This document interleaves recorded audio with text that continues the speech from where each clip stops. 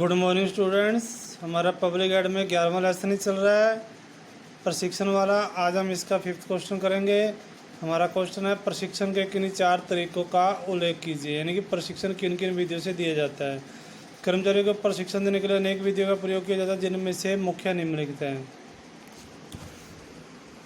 सबसे पहले है अनुभव द्वारा प्रशिक्षण, उसके बाद है औपचारिक प्रशिक्षण की विधि, फिर है सामान्य सूचनाओं के संचारण द्वारा प्रशिक्षण, फिर है सम्मेलन द्वारा प्रशिक्षण और फिर है केस पद्धति।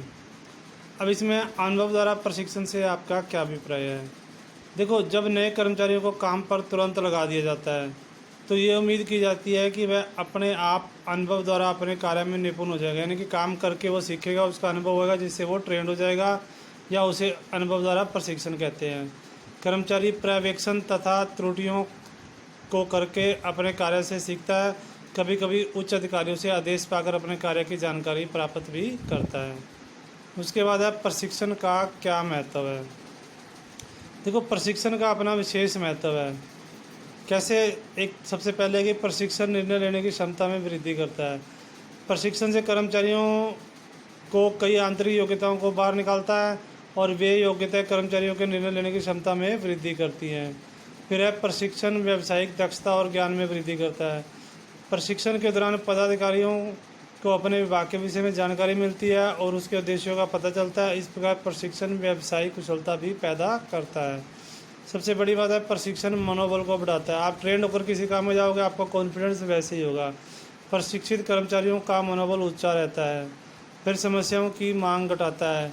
प्रशिक्षित कर्मचारी अपने काम की परिस्थितियों को समझते हुए व्यवस्थित तरीके से काम करता है। इससे वह उन समस्याओं व बाधाओं से बच जाता है जो एक अकुशल कर्मचारियों से पैदा होती है। उसके बाद समस्याओं की मांग घटाता है।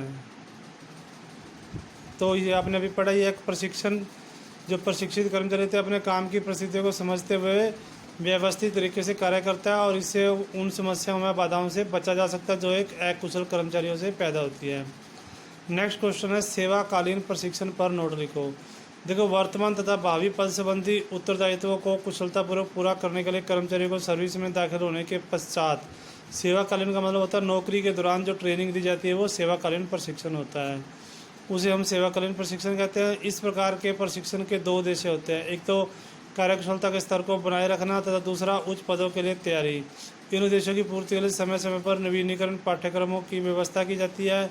इससे कर्मचारियों को दैनिक कार्य से कुछ दिन की छुट्टी मिल जाती है और दूसरे उन्हें अपने कार्य संबंधी आधुनिक तकनीकों की जानकारी मिलती है। सैनिक अधिकारियों को तथा रेलवे कर्मचारियों को समय समय पर नवीनीकरण पाठ्यक्रमों पर जाना पड़ता है। इस प्रकार के प्रशिक्षण की व्यवस्था सभी उच्च अधिकारियों के सेमिनार द्वारा की जाती है। सेमिनारों से कर्मचारी एक दूसरे के अनुभव तथा विचारों का लाभ उठाकर प्रशासन में कुशलता की वृद्धि भी करते हैं।